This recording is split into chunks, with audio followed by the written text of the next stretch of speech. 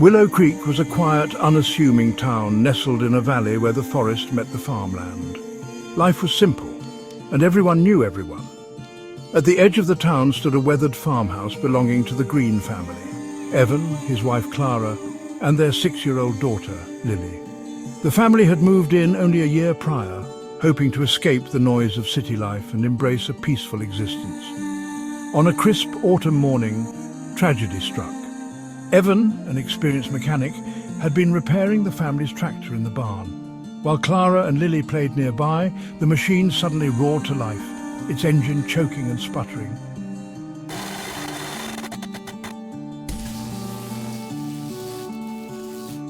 Before a deafening explosion erupted. The blast shook the entire property, setting the barn ablaze and flinging debris into the surrounding fields. Clara and Lily, caught in the chaos, were struck by shards of metal. The fire spread quickly, consuming the barn and creeping toward the house. By the time neighbours arrived, it was too late. The Greene family was gone. The authorities later pieced together that a gas leak in the barn, combined with a faulty spark plug in the tractor, had ignited the catastrophe. The house remained empty for years after the tragedy, as if a shadow had settled over it.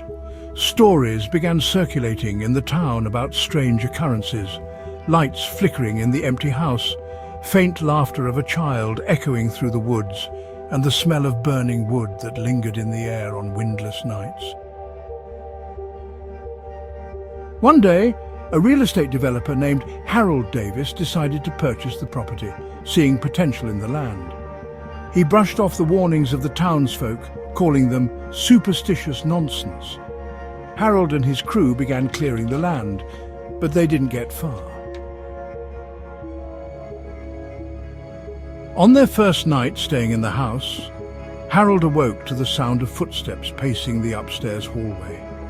Grabbing a flashlight, he ventured into the darkness. At the top of the stairs, he saw Lily, her eyes wide, her dress scorched, and her hair matted with soot. "Why are you here?" she whispered, her voice trembling with grief and rage.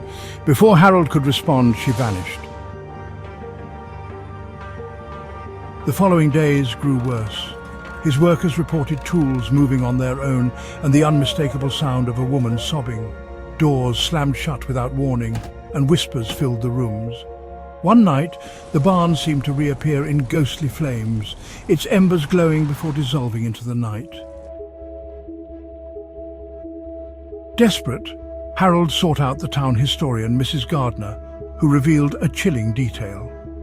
The Greene family's love for their home had turned to anguish in death. Clara had written in her journal about their struggles to fit into the town, feeling judged and unwelcome. The family had planned to leave just days before the accident, but fate had sealed their doom. Determined to put the spirits to rest, Harold organized a town gathering. The community, guilty of its coldness toward the family, came together to perform a candlelit vigil at the property. They read aloud the family's favorite poems, sang songs, and shared memories of those who had been taken too soon.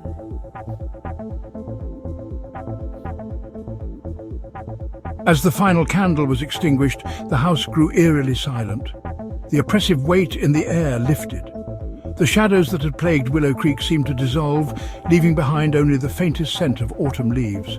But even today, those who passed the old Greene property claimed to feel a presence, gentle, watching, and waiting for the day when the house might truly feel like a home again.